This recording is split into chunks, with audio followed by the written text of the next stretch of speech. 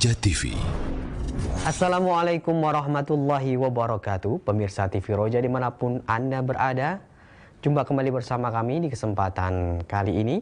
Dan sesaat lagi kami hadirkan untuk Anda program acara kajian ilmiah secara langsung. Semoga bermanfaat, kami ucapkan selamat mengikuti. Roja TV, saluran tilawah Al-Quran dan kajian Islam. Bismillahirrahmanirrahim. Assalamualaikum warahmatullahi wabarakatuh. Alhamdulillahi rabbil alamin. Wabihi nasta'inu ala umuri dunya waddin. Wa sallallahu ala nabiyyina wa sayyidina Muhammadin wa ala alihi wa sahbihi ajma'in, amma ba'd. Kita panjatkan puja dan puji syukur kehadirat Allah Subhanahu wa taala pada kesempatan pagi menjelang siang yang berbahagia kali ini, tanggal 2 Ramadan 1443 Hijriah atau yang bertepatan dengan tanggal 4 April 2022.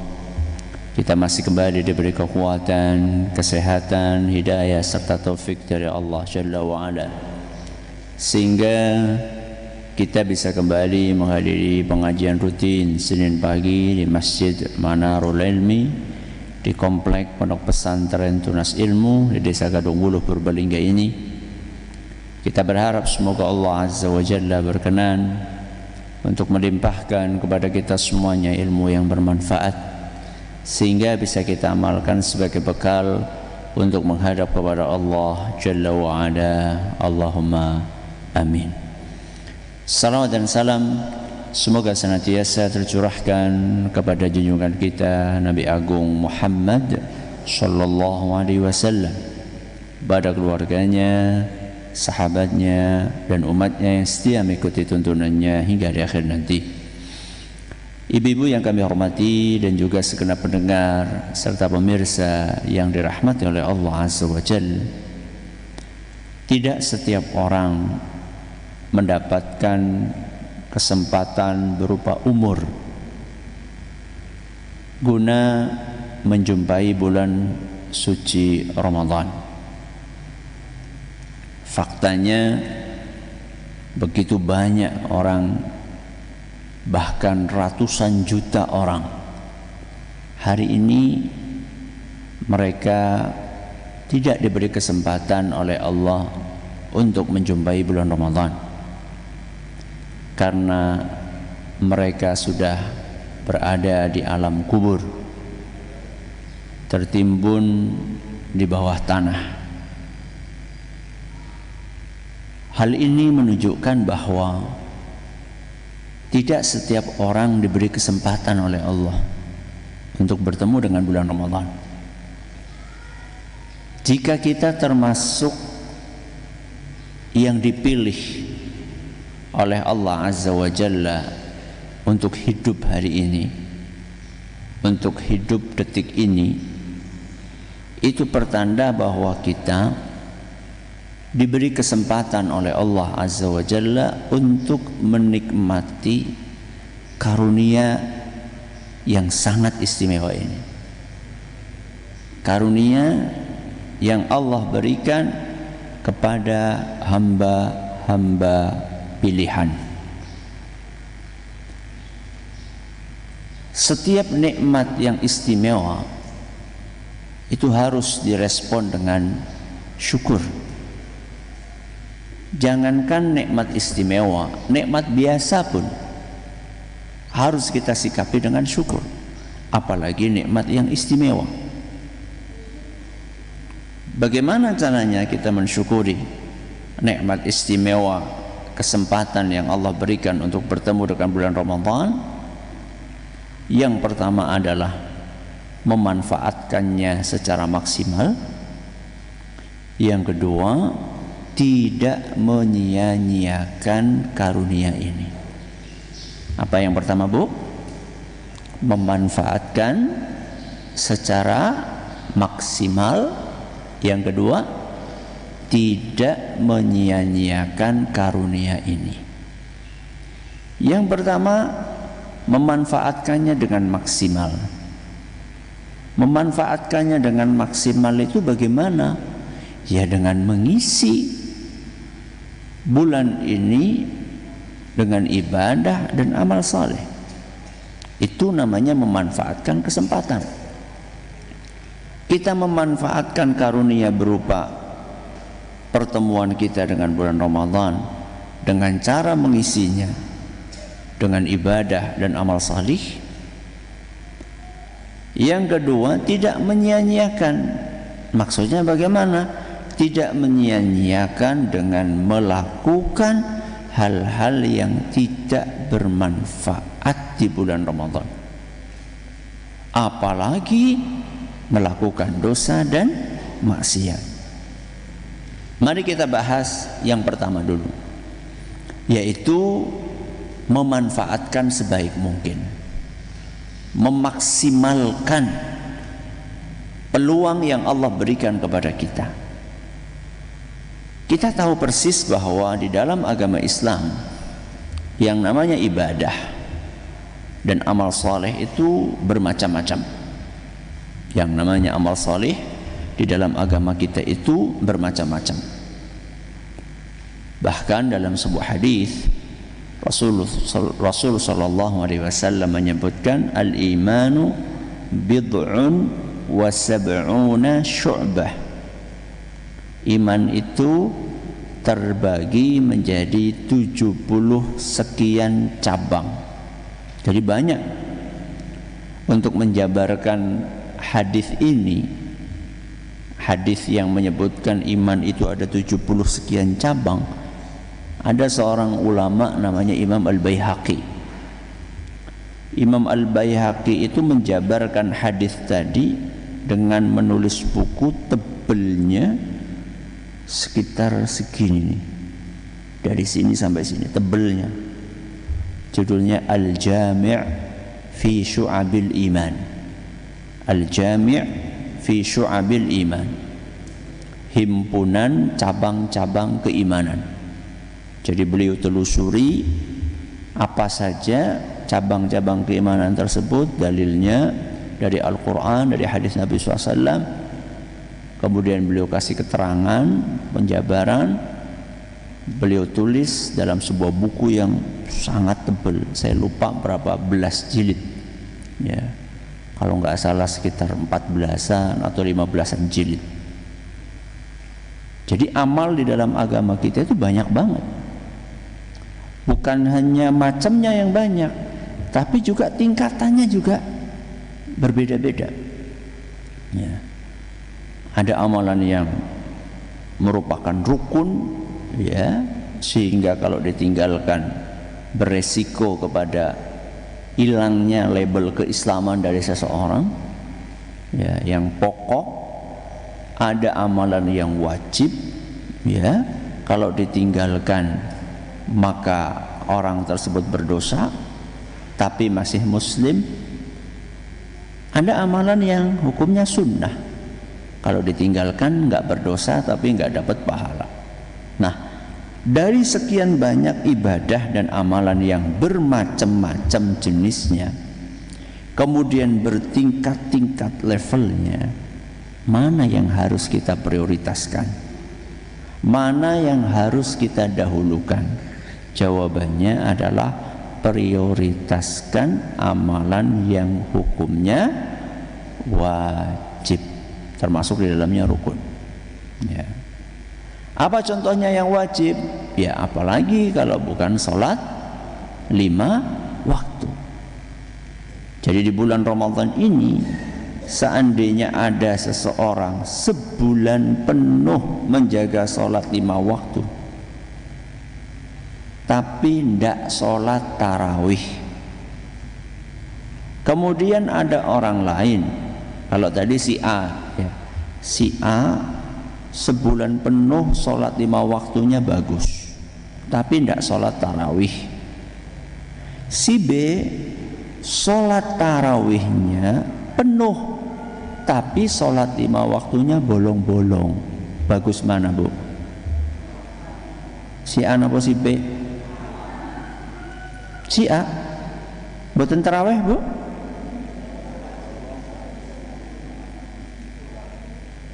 Bukan enggak tarawihnya yang bagus, tapi apanya? Sholat 5 waktunya yang bagus.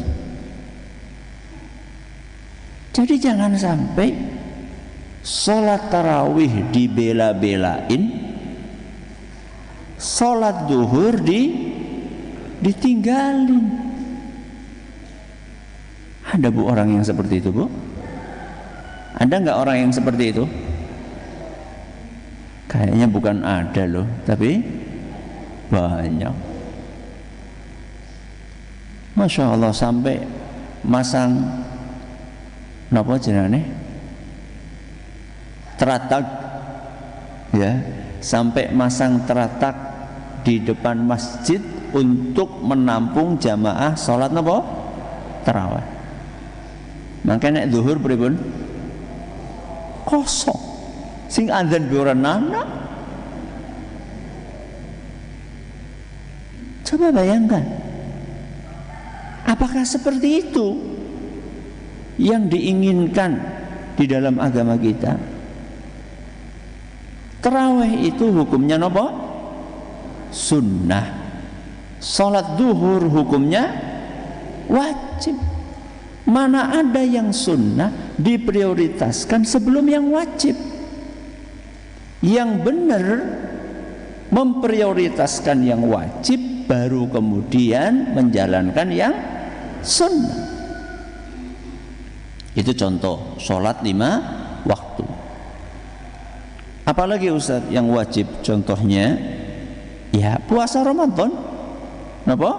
Puasa Ramadan ini adalah hukumnya wajib. Makanya puasa Ramadan adalah salah satu dari rukun apa? Islam. Ya, buniyal Islamu ala khamsin. Islam itu dibangun di atas 5 hal. Syahadatu an la ilaha illallah, 2 kalimat syahadat. Wa iqamus shalah, menegakkan salat. Wa ita'uz zakah, menunaikan zakat. Wa saumi ramadhana, dan berpuasa di bulan Ramadan. Wa haji al-baiti liman istata'a ilaihi sabila, dan berhaji ke Baitullah bagi yang mampu. Jadi puasa Ramadan adalah salah satu rukun. Salah satu rukun yang harus diprioritaskan. Ustaz nek padane mboten salat parang puasa napa mboten? Bu, orang enggak salat 5 waktu boleh puasa enggak? Hah? Boleh. Ya boleh. Terus dosa napa mboten? Dosa napa mboten? Dosa. Dosa karena puasa apa karena mboten salat? Karena mboten salat. Jadi orang yang enggak salat apakah boleh puasa? Boleh. Tapi tentunya nanti akan ditimbang di sisi Allah Azza wa Jalla. Ini kita pakai pendapat, kita ini tadi pakai pendapat ulama yang mengatakan bahwa orang yang tidak sholat masih muslim. Ya, kalau kita pakai pendapat ulama yang mengatakan meninggalkan sholat itu berarti keluar dari Islam, berarti ya puasanya sudah enggak sah karena dia bukan muslim. Kita tadi pakai pendapat ulama yang mengatakan masih muslim kalau misalnya dia meninggalkan sholatnya itu karena malas. Nah, nanti akan ditimbang oleh Allah Azza wa Jalla di hari kiamat. Apakah dosa dia meninggalkan sholat dengan pahala dia berpuasa berat mana? Karena akan ditimbang. Puasa dia ada pahalanya, dosa dia meninggalkan sholat, perbuatan dia meninggalkan sholat ada dosanya. Masing-masing punya bobot. Nanti akan ditimbang antara pahala sholat dengan dosa antara pahala meninggalkan sholat dengan dosa dia melakukan puasa, berat mana? Ya. Jadi dua-duanya wajib, sholatnya wajib, puasanya juga wajib. Kenapa saya katakan tadi walaupun nggak sholat tetap wajib puasa? Karena kalau misalnya kita katakan nggak boleh, nanti dua-duanya ditinggalkan. Wis ora sholat, ora puasa. Berarti kan lebih parah atau tidak? Lebih parah. Ya. Sholat 5 waktu yang wajib, terus puasa Ramadan. Apalagi Ustaz yang wajib? Yang wajib juga berbakti kepada orang tua. Itu wajib. Ya. Jadi seandainya jenengan di bulan Ramadan ini diberi kesempatan oleh Allah Azza wa Jalla, masih punya orang tua yang hidup, ya, masih dikasih kesempatan oleh Allah, ada orang tua yang masih hidup, wah, itu kayak ketiban duren gue, tapi nang pinggir, ya, ketiban duren tapi nang pinggir, ya. Itu kesempatan emas itu, amal soleh yang dahsyat di bulan Ramadan, salah satunya berbakti kepada orang tua. Jadi ketika jenengan masih ada orang tua, manfaatkan betul bulan Ramadan ini untuk berbakti kepada beliau berdua. Apa yang beliau inginkan? Selama apa yang beliau inginkan itu tidak melanggar aturan agama, maka penuhi. Selama jenengan mampu untuk memenuhi keinginan orang tua, maka penuhi. Ya. Orang tua pengen apa, pengen dibeliin apa, pengen makanan apa, pengen diantar kemana. Jadi jangan dipikir jenengan misalnya suatu saat dipanggil sama ibu, le, sini, kenapa bu? Antar ibu ke pasar. Sawek ngaji bu. Oh enggak. Mengantar orang tua, berbakti kepada orang tua itu lebih wajib daripada membaca apa? Al-Quran. Tadarus Al-Quran niku hukumnya sunnah. Memenuhi panggilan orang tua, berbakti kepada orang tua itu hukumnya wajib. Penuhi panggilan orang tua dan itu ibadah. Berpahala no membuatkan? Berpahala kalau kita ikhlas. Ya. Ya, salat 5 waktu, puasa Ramadan, berbakti kepada orang tua. Apalagi di situ? Melayani suami. Melayani suami. Nyiapaken buka, nyiapaken sahur. Nah, lo ngapa? Jotokan masak. Di sana sing gratisan niki. Ya paling tidak bikin apa kek buat suami, bikin minuman yang disukai sama suami. Ya khawatirnya mubazir kan, kalau masak banyak-banyak sudah ada pembagian, masak lagi nanti mubazir. Ya bikin apa kek buat buka suami, sebagai bentuk pelayanan jenengan kepada siapa? Kepada suami. Ya wajib melayani suami dalam hal-hal yang baik-baik. Jadi ketika jenengan pagi-pagi jam 3 sudah bangun, menyiapkan sayur sambil ngantuk, ibadah nama badan, ibadah. Itu sesuatu yang wajib yang harus jenengan tunaikan. Ya. Apalagi ini kita ngomongin istri. Nah sekarang gantian suami. Suami apa kewajibannya kepada keluarganya? Salah satunya adalah mendidik. Ya.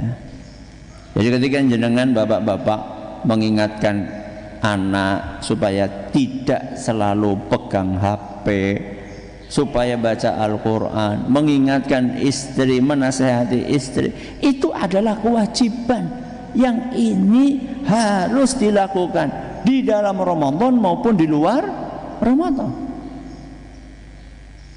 Subhanallah, kami punya dosen di Madinah. Beliau adalah Syekh Ibrahim bin Amir Ar-Ruhaili hafizahullah. Pernah beberapa kali kami tanya kepada beliau, ketika masa-masa kami masih kuliah di sana. Biasanya kan kalau sudah masuk 10 hari terakhir kami kan berupaya untuk bisa iktikaf. Kalau enggak di Masjidil Haram ya di Masjid Nabawi. Nah, beliau dosen kami di kampus waktunya iktikaf kami tidak melihat beliau beriktikaf. Ya, kami tidak melihat beliau beriktikaf. Tapi biasanya begitu maghrib beliau datang, kemudian di masjid sampai subuh. Ya, nanti habis subuh beliau pulang, nggak iktikaf full 24 jam di masjid. Maka ada di antara kami yang penasaran tanya kepada beliau, "Syekh, kenapa kok nggak itikaf?" Ya, padahal itikaf kan pahalanya besar. Apa kata beliau? "Saya punya tanggung jawab di rumah. Saya masih ada anak-anak kecil-kecil yang harus saya perhatikan. Istri saya juga membutuhkan hal-hal dari saya, misalnya pengen dibeliin ini, pengen dibeliin itu untuk kebutuhan rumah tangga. Seandainya saya tinggalkan mereka untuk iktikaf selama 10 hari, maka mereka akan terlantar. Padahal saya punya kewajiban untuk mengawasi, mendidik, memenuhi kebutuhan keluarga saya. Yang itu hukumnya wajib, yang ini hukumnya apa? Sunnah." Inilah ketika seorang beribadah di atas ilmu, landasannya ilmu, bukan sekedar semangat. Jadi kita itu punya kewajiban. Tadi kan istri ya, para suami itu punya kewajiban. Jenengan kepala rumah tangga, kalau jenengan mau iktikaf, pastikan betul tidak ada kewajiban yang terlantar. Tidak ada kewajiban dan tugas jenengan yang terabaikan. Pastikan betul. Sehingga kita nggak boleh memandang sebelah mata bagi para pegawai yang ternyata mereka di 10 hari terakhir masih tetap wajib masuk nopo? Kantor. Akhirnya dia bisanya hanya berangkat ke masjid di malam hari, nanti paginya pulang, masuk kantor, kemudian setelah itu istirahat, baru berangkat lagi ke masjid. Jangan memandang sebelah mata orang-orang yang seperti itu. Dia benar, karena dia punya kewajiban yang harus ditunaikan. Kecuali kalau misalnya kantornya libur, ya, atau misalnya dapat izin dari kantor, itu lain cerita. Kalau nggak dapat izin, maka ada kewajiban yang harus dia tunaikan di kantornya. Sedangkan i'tikaf ini hukumnya sunnah. Ketika sunnah dengan wajib harus ada yang dikalahkan, maka yang dikalahkan yang sunnah atau yang wajib? Yang sunnah yang dikalahkan. Ya. Baik, ini adalah yang wajib. Kita pindah kepada amalan yang sunnah. Ya, kalau tadi kita bicara yang wajib, setelah yang wajib-wajib ini dilakukan, kemudian kita masih ingin untuk menambah dengan amalan-amalan yang lainnya, maka prioritas berikutnya adalah amalan yang hukumnya sunnah. Apa contohnya amalan yang hukumnya sunnah? Tadi sudah kita kasih contoh sholat tarawih. Sholat tarawih itu hukumnya sunnah. Apalagi Ustaz, sholat duha itu juga hukumnya sunnah. Apalagi tadarus Al-Quran, membaca Al-Quran, itu juga hukumnya sunnah. Ya, membaca Al-Quran itu hukumnya juga sunnah. Tapi ketika kita tahu bahwa membaca Al-Quran itu hukumnya sunnah, bukan berarti kemudian kita langsung naikeh. Jangan seperti itu. Jadi kalau misalnya kita ketemu dengan sebuah amalan yang kita tahu hukumnya sunnah, jangan kemudian kita katakan, nah cuma sunnah aja. Enggak. karena sunnah itu maka kita jalankan. Jadi perbedaannya ulama dahulu dengan kita sekarang, kalau ulama dahulu begitu mereka mengetahui ada sebuah amalan sunnah maka mereka berusaha mereka kerjakan. Kalau orang di zaman ini kalau tahu mereka sunnah, oh ini sunnah, maka mereka apa? Tinggalkan. Itu bedanya. Makanya Imam Syafi'i rahimahullah termasuk ulama yang berpendapat sholat 5 waktu di masjid hukumnya apa? Sunnah. Menurut siapa? Imam Syafi'i. Tapi lihat bagaimana beliau maksimal menjaga sholat 5 waktu di masjid. Jadi bukan kok karena amalannya sunnah terus ditinggalkan, enggak. Justru karena amalannya sunnah maka beliau kerjakan. Ya. Ini yang sunnah, sholat taraweh, sholat duha, apalagi Bu tadi? Tadarus Al-Quran, termasuk juga bersedekah. Ya, jangan masuk masjid lihat ada kotak, itu bukan aksesoris. Ya, jadi di masjid ada kotak itu bukan aksesoris. Di masjid ada kotak itu adalah untuk diisi, ya, untuk diisi. Itu kayaknya anak-anak pada main di bawah, diingatkan supaya suaranya enggak. Baik. Nah, apa dalilnya kalau yang wajib itu harus diprioritaskan? Dalilnya adalah firman Allah Azza wa Jalla dalam hadis qudsi. Hadis apa Bu? Hadis qudsi riwayat Imam Bukhari. Allah berfirman, "Wa ma taqarraba ilayya 'abdi bi syai'in ahabba ilayya mimma aftaradtu 'alaihi." Amalan yang paling kucintai. Ya, ini yang menyampaikan siapa? Allah. Amalan yang paling kucintai manakala hambaku bertaqarrub. Taqarrub itu artinya mendekatkan diri. Amalan yang paling kucintai manakala hambaku bertaqarrub adalah amalan yang aku wajibkan kepadanya. Jadi amalan yang paling disukai oleh Allah itu yang wajib. Jadi kalau jenengan ditanya lebih disukai mana sama Allah, salat subuh apa salat tarawih? Salat apa? Subuh. Mana yang lebih dicintai oleh Allah, puasa Ramadan atau Senin Kemis? Puasa Ramadan. Mana yang lebih dicintai oleh Allah, menyiapkan sahur untuk keluarga atau tadarus?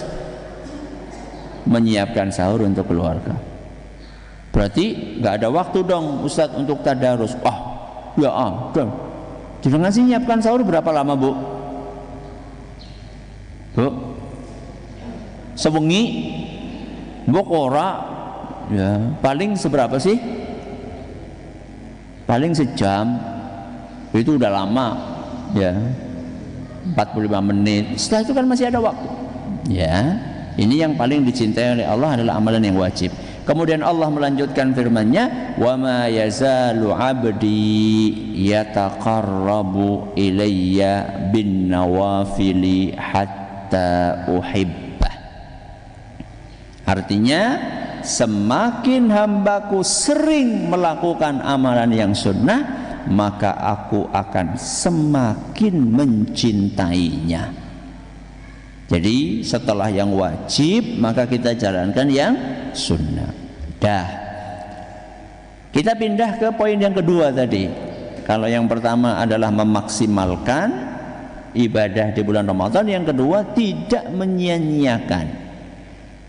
Kita harus paham, jamaah yang kami hormati, bahwa kita punya musuh. Musuh itu menyimpan dendam, menyimpan iri, menyimpan hasad kepada kita. Siapa musuh itu Bu? Siapa lagi kalau bukan setan? Kenapa dia dendam? Kenapa dia dendam kepada kita? Karena bapaknya setan, sinten? Iblis. Utubelis. Napa? Iblis. Karena bapaknya setan yaitu iblis, itu pernah dikeluarkan dari apa? Surga. Gara-gara tidak menaati perintah Allah untuk sujud kepada Nabi Adam alaihissalam. Maka karena dia pernah mengalami kejadian itu, dia sampai bersumpah. Sebelum bersumpah, dia minta kepada Allah. Minta apa? Minta diberi umur. Pinten tahun? Minta diberi umur berapa tahun iblis? Minta diberi umur sampai hari kiamat. Allahu Akbar. Berarti iblis umurnya pinten tahun? Mboten ngertos kula. Ya. Jadi mulai dari ada alam semesta sampai hari kiamat berapa tahun saya tidak tahu. Untuk apa iblis minta umur sepanjang itu? Tujuannya cuma satu. Untuk menyesatkan musuh bebuyutan dia, yaitu anak Adam. Sinten bu anak Adam? Kulo kalih panjenengan. Sedemikian dendamnya iblis kepada kita, saking penginnya iblis ditemani oleh kita di mana? Di mana? Di neraka. Saking penginnya iblis seperti itu sampai dia minta umur sampai hari kiamat. Misinya adalah menjerumuskan sebanyak mungkin manusia ke neraka. Maka karena di bulan Ramadan ini banyak kesempatan yang Allah berikan kepada Bani Adam agar mereka masuk surga, terhindar dari neraka, maka iblis berupaya sekuat tenaga bagaimana supaya kita gagal memanfaatkan kesempatan emas tersebut. Caranya bagaimana Ustadz? Pertama, dihalangi supaya nggak puasa. Jadi kita dihalang-halangi dengan berbagai cara.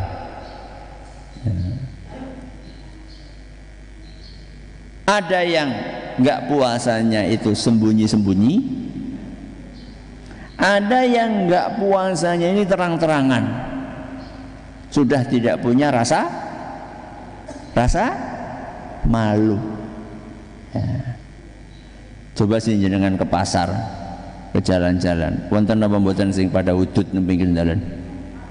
Kata ora kudu udut karo ngopi. Awan-awan loh bulan Ramadan, tidak ada rasa malu. Padahal ada halangan enggak? Ada halangan enggak? Kalau ibu-ibu kan ada halangan nggih. Ya datang bulan, apalagi nifas. Kalau ibu-ibu kan ada halangan. Lah, orang itu udut, ngerokok, apa lagi datang bulan? Brengosan kok datang bulan. Priwe sih. Diomong datang bulan kesuh. Ya. Mas lagi datang bulan apa? Ya. Kesuh. Dia ora puasa. Ya. Jadi target utama syaitan adalah bagaimana orang nggak puasa dengan berbagai cara. Ya. Ini kita lagi ngomongin orang yang sehat. Ya.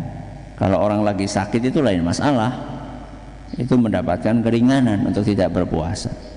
Orang sehat kenapa nggak puasa? Kemudian juga nggak malu untuk tidak berpuasa, menampakkan diri tidak puasa di depan umum nggak malu. Maka betul-betul benar apa kata Nabi SAW, idza lam tastahi fasna ma syi'ta. Kalau kamu nggak punya malu, lakukan sekehendakmu. Berarti orang itu sudah nggak punya malu. Ya. Nah kalau misalnya setan gagal, dia sudah berusaha menghalangi orang dari puasa dengan berbagai cara, akhirnya orang itu terpuasa. Apakah setan putus asa? Enggak. Setan akan berupaya bagaimana orang ini puasa tapi enggak dapat pahala. Jadi tadi kan upaya pertamanya bagaimana nggak puasa. Dah, ternyata gagal. Tetap puasa. Maka setan nggak duduk berpangku tangan. Dia akan berupaya bagaimana supaya orang ini puasa. Iya, tetap puasa, tapi nggak dapat pahala. Ataupun kalau dapat pahala, pahalanya tidak sempurna, alias pahalanya berkurang. Bagaimana cara setan menjalankan misi tersebut?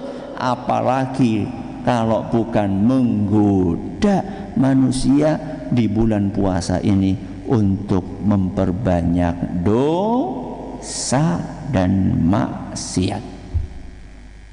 Makanya coba Bu perhatikan di TV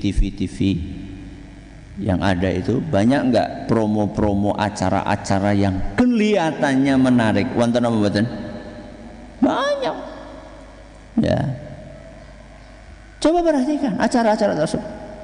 Ya. Banyak orang yang kemudian menghabiskan waktunya untuk nonton TV terus.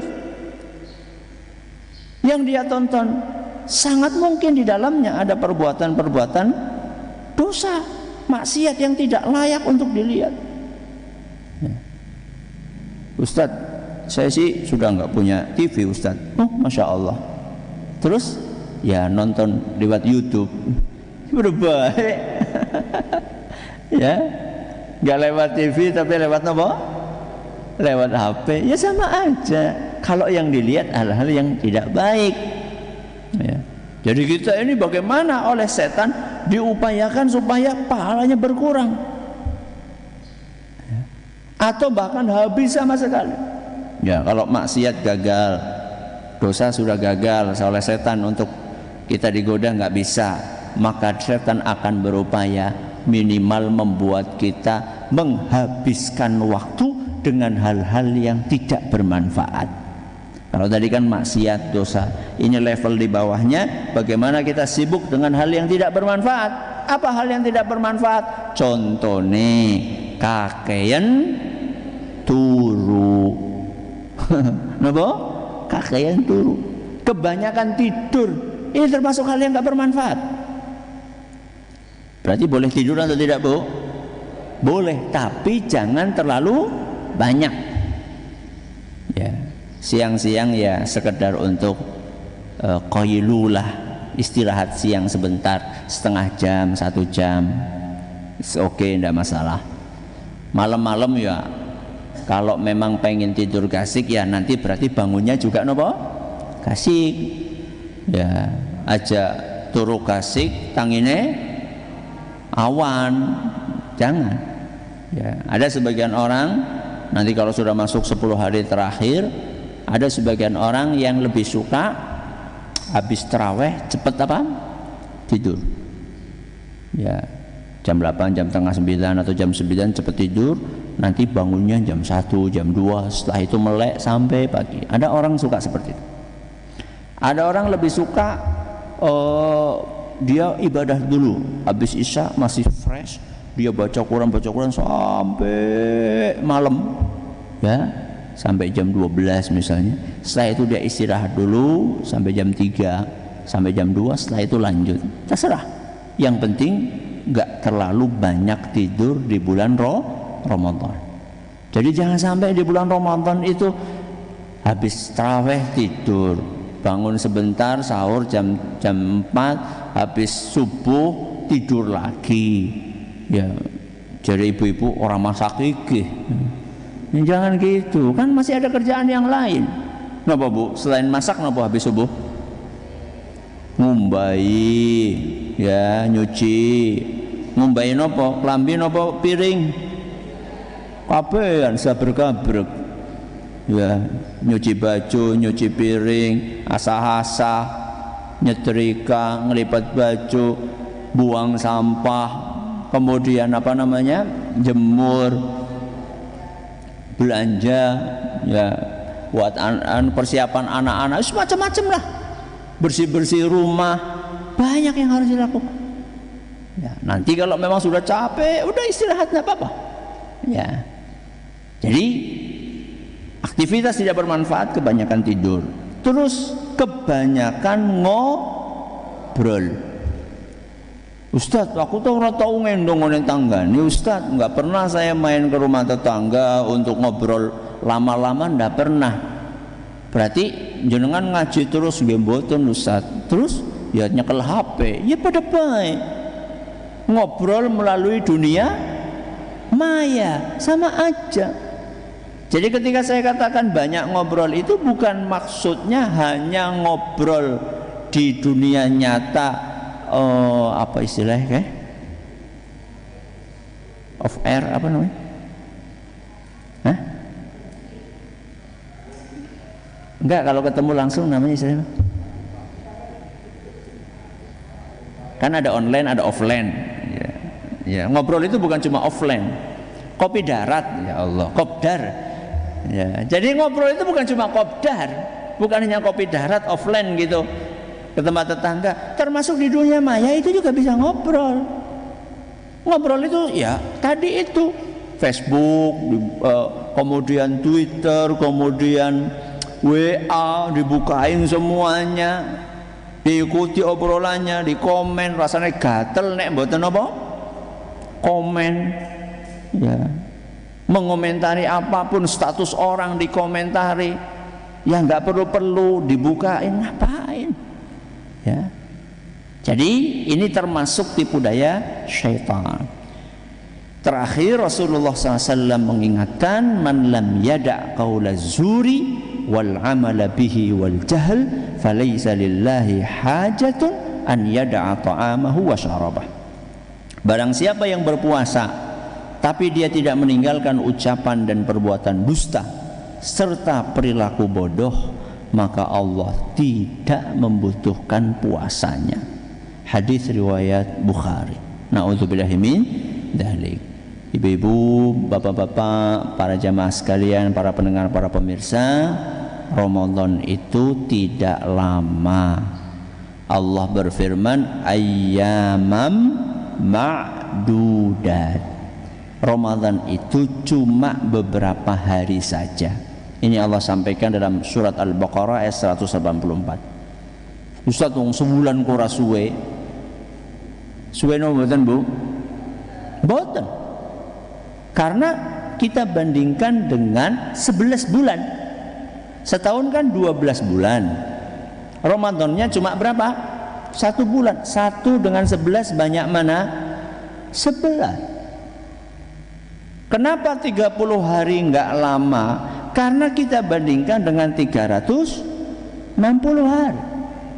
Ya, dikurangi 30 berarti 330 hari. Banyak mana? 30 dengan 330? Banyak 330. Berarti Ramadan itu enggak lama. Maka saya nasihatkan kepada diri saya pribadi dan juga kepada jamaah sekalian, jangan cepat jenuh. Jangan cepat apa? Jenuh. Ada sebagian orang hari pertama Masya Allah, hari kedua Masya Allah, hari ketiga na'udzubillah. Ya. Hari pertama baca Quran 5 juz, ya, Masya Allah. Hari kedua masih, hari ketiga kesel, akhirnya turun HP terus jangan. Ya, Ramadan ini hanya beberapa hari saja.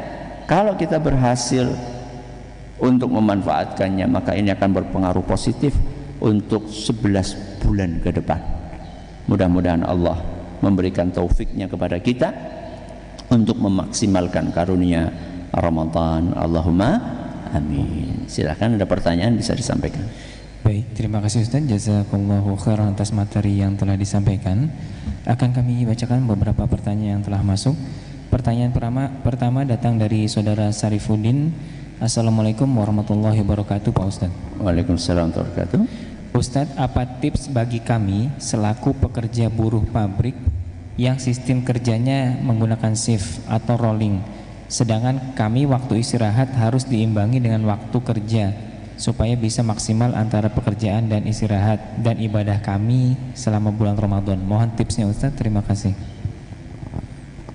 Tentunya shift itu kan ada shift ada shift untuk kerja, ada shift untuk tidak bekerja. Bagaimana supaya bisa maksimal ibadahnya? Memanfaatkan waktu-waktu yang ada. Ya, misalnya Anda termasuk orang yang jenis pekerjaannya bisa disambi. Ya, disambi itu maksudnya masih bisa melakukan aktivitas yang lain.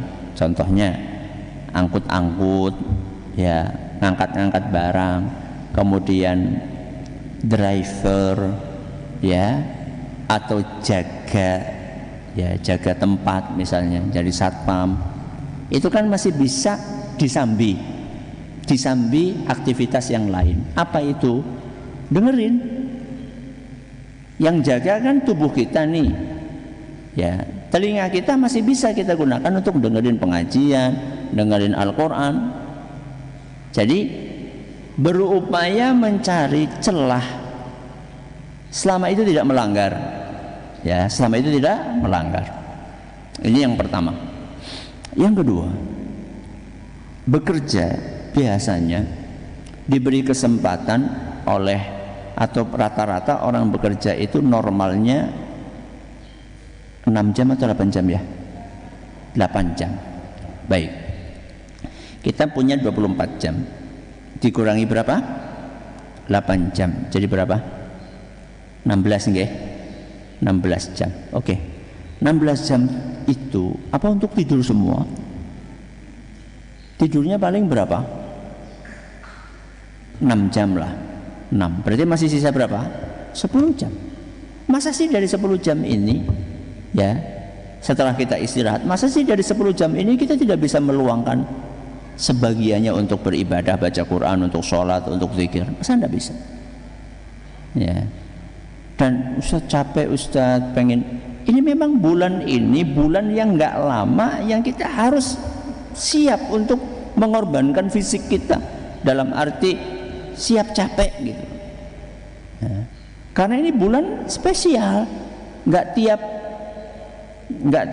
bulan datang gitu loh. Hanya sebulan dalam 12 bulan, hanya sebulan. Ya, maka tadi tipsnya adalah kalau memang pekerjaan itu bisa disambi, maka disambi dengan ibadah, mendengarkan pengajian, mendengarkan Al-Quran.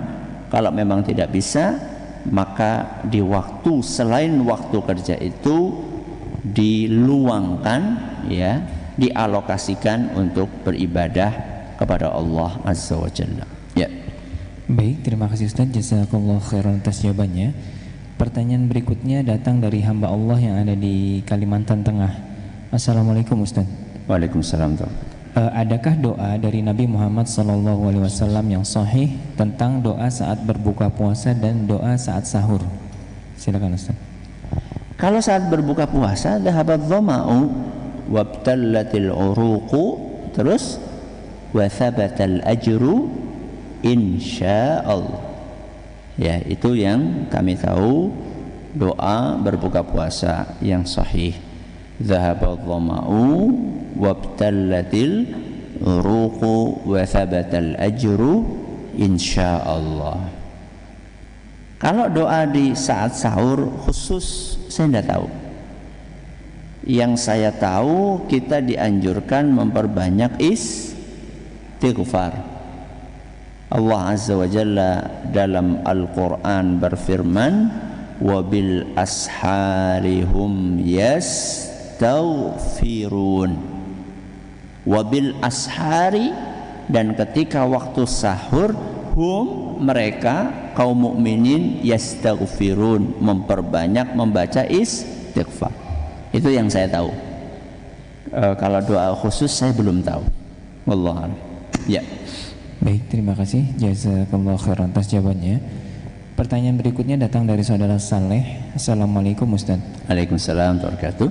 Bagaimana hukumnya tidak berpuasa karena pekerjaannya sangat berat, sehingga jika berpuasa tidak kuat Ustaz? Silakan. Wallahu a'lam, ya, seberat apa ya jenis pekerjaannya, berat banget sampai kalau puasa terus jadi pingsan. Ya, karena kita menyaksikan tidak sedikit orang-orang yang lumayan berat pekerjaannya tapi masih bisa berpuasa. Ya, kita belum tahu juga sih seperti apa beratnya. Wallahu a'lam. Ya, baik, terima kasih Ustaz, jazakallahu khairan atas jawabannya. Pertanyaan berikutnya, Ustadz. Assalamualaikum warahmatullahi wabarakatuh. Waalaikumsalam warahmatullahi wabarakatuh. Apa hukumnya membaca Al-Quran sambil menyimak murotal? Soalnya belum bisa membaca Al-Quran. Tidak apa-apa, boleh aja. Jadi misalnya kita nih lihat mushaf Al-Quran, ya, kemudian di samping kita ada murotal, tidak apa-apa. Kita sambil ngeliat, sambil niruin, tidak apa-apa, boleh. Ya, ya sebaiknya dipilih yang qori, yang bacaannya tidak terlalu cepat, ya, qori yang bacaannya slow, sehingga bisa mengikuti dengan baik, ya, sehingga bisa mengikuti dengan baik. Nah, habis ini berarti PR-nya Anda itu adalah belajar, ya, jadi jangan merasa nyaman dengan ketidakbisaan membaca Al-Quran, ya. Jadi harusnya Anda merasa gelisah karena belum bisa baca Quran. Kemudian kegelisahan itu diwujudkan dalam upaya maksimal belajar. Jadi bukan hanya gelisah, ya, tapi kegelisahan belum bisa baca Al-Quran itu kemudian diwujudkan dalam upaya maksimal Anda untuk belajar. Ya, untuk saat ini karena memang belum bisa, tidak masalah seperti itu. Tapi Anda punya PR untuk belajar membaca Al-Quran. Ya. Baik, terima kasih Ustaz. Jazakallah khairan atas jawabannya. Pertanyaan berikutnya, Assalamualaikum Ustaz. Waalaikumsalam warahmatullahi wabarakatuh. Ustaz, bagaimana jika melakukan hubungan suami istri tapi karena mengambil keringanan, misalkan sedang dalam keadaan safar, Ustaz? Silakan. Kalau memang dia nggak berpuasa, ya tidak berpuasa boleh, ya. Tidak berpuasa karena ada halangan, misalnya bepergian jauh, safar, itu kan ada keringanan untuk tidak berpuasa, boleh, ya. Dan tentunya kalau seperti itu kan bukan di depan umum, ya. Yang namanya hubungan suami istri kan tidak mungkin di depan umum. Makan minum juga sebaiknya tidak di depan umum. Kalau orang lagi bepergian, kemudian dia mengambil rukhsah ini apa, Bu? Dispensasi, keringanan untuk tidak puasa, kemudian jenengan pengen makan, silahkan, tapi ya sebaiknya tidak di depan umum, untuk menghormati orang yang berpuasa. Jadi di zaman ini tuh aneh, ya, orang yang nggak puasa disuruh hormat, justru kita hormati, malah yang berpuasa nggak disuruh dihormati, itu aneh. Hormatilah orang yang tidak puasa, kebalik, hormatilah orang yang puasa, ya. Jadi seperti itu. Insya Allah tidak apa-apa, tapi kalau memang betul-betul tidak puasa, ya. Baik, terima kasih. Jazakallah khairan atas jawabannya. Pertanyaan berikutnya keluar dari tema, Ustaz, dari saudara Akin Sadikin di Cibadak, Sukabumi. Assalamualaikum warahmatullahi wabarakatuh. Waalaikumsalam warahmatullahi wabarakatuh. Izin bertanya Ustaz, bagaimana hukumnya kalau kita membalas kesombongan orang lain dengan kesombongan? Dan bagaimana sikap kita sebagai seorang muslim untuk menghindari dari sikap sombong ini? Terima kasih. Wassalamualaikum. Ada sebagian ustadz mengatakan sombong kepada orang yang sombong itu berpahala. Ya, ini dalilnya mana? Ya, yang namanya sombong ya tercela. Coba jenengan perhatikan sirahnya Rasulullah SAW, sejarah kehidupan Nabi SAW. Apakah beliau pernah menghadapi orang-orang yang sombong? Pernah nggak? Pernah. Menghadapi Abu Jahal, menghadapi Abu Lahab, dan orang-orang dedengkot kaum musyrikin yang lainnya yang sombong-sombong. Apakah Nabi SAW membalas kesombongan mereka dengan kesombongan yang serupa? Enggak. Kesombongan itu sesuatu yang tercela. Jadi jangan sampai kita membalas perbuatan yang tercela dengan perbuatan yang tercela. Yang ada adalah membalas keburukan dengan apa? Dengan kebaikan. Itu yang ada. Ya. Justru kalau kita bertawadu, kita merendahkan hati, maka kita akan semakin tinggi. Orang melakukan kesombongan kan untuk meninggikan diri. Kalau kita bertemu dengan orang seperti itu, maka jangan kita ikut-ikutan, karena justru Nabi SAW menyampaikan bahwa orang yang bertawadhu akan semakin tinggi. Jadi tingginya seseorang, tingginya derajat seseorang bukan dengan sombongan, tapi dengan ketawadhuan. Maka dengan bertawadhulah kepada Allah, nah maka Allah akan mengangkat harga diri dan derajat panjenengan. Mudah-mudahan apa yang kita pelajari bermanfaat untuk kita semuanya. Terima kasih atas perhatiannya. Mohon maaf atas segala kekurangannya. Kita akhiri dengan doa kafaratul majlis. Subhanakallahumma wa bihamdika asyhadu an la ilaha illa anta astaghfiruka wa atubu ilaik. Wassalamualaikum warahmatullahi wabarakatuh.